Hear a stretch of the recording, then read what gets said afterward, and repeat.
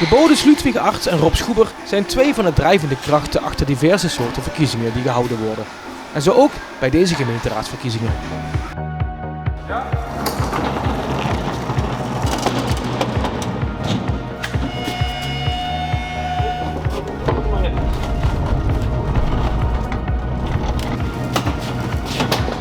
Nou, onze taak is voornamelijk om de stembureaus te voorzien van de spullen die nodig zijn om de verkiezingen te doen in de stemlokalen.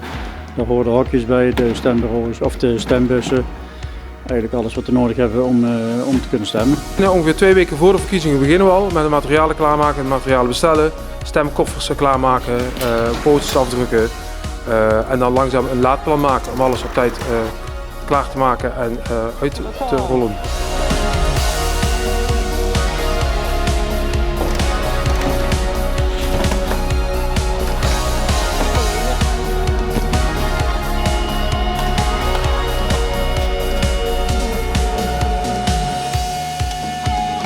Het stembureau heeft bepaalde eisen, zo moet de ingang moet breed genoeg zijn dat de rolstoelen makkelijk binnen kunnen.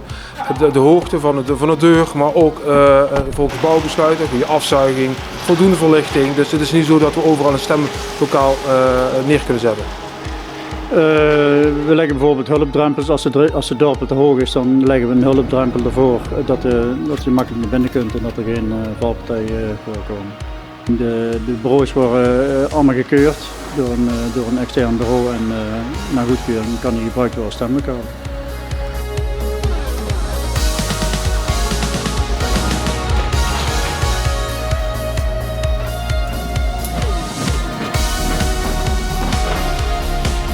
We beginnen 's morgens om 5:30. Dan gaan we alle stembiljetten klaarzetten. De voorzitters komen die ophalen.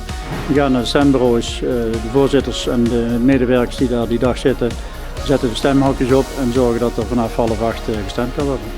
En vanaf 6:30 beginnen wij rond te rijden om te kijken waar er problemen zijn.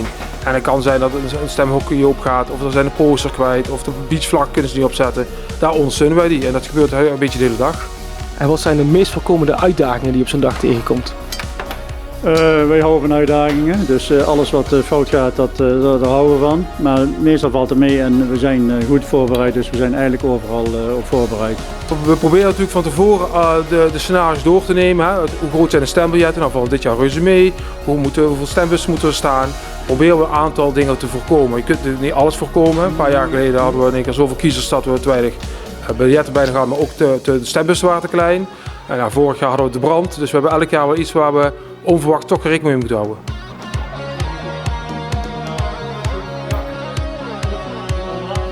Zijn er nog speciale momenten bijgebleven de afgelopen jaren?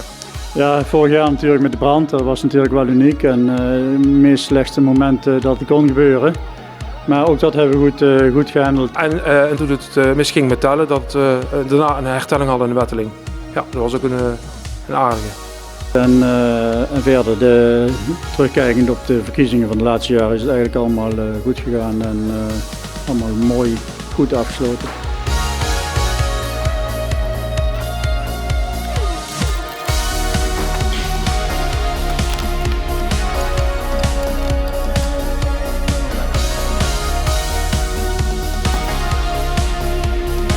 Wanneer zitten de gemeenteraadsverkiezingen voor jullie erop? Nou, op 19 en 20 maart gaan we alle stembureaus af om weer het materiaal op te halen.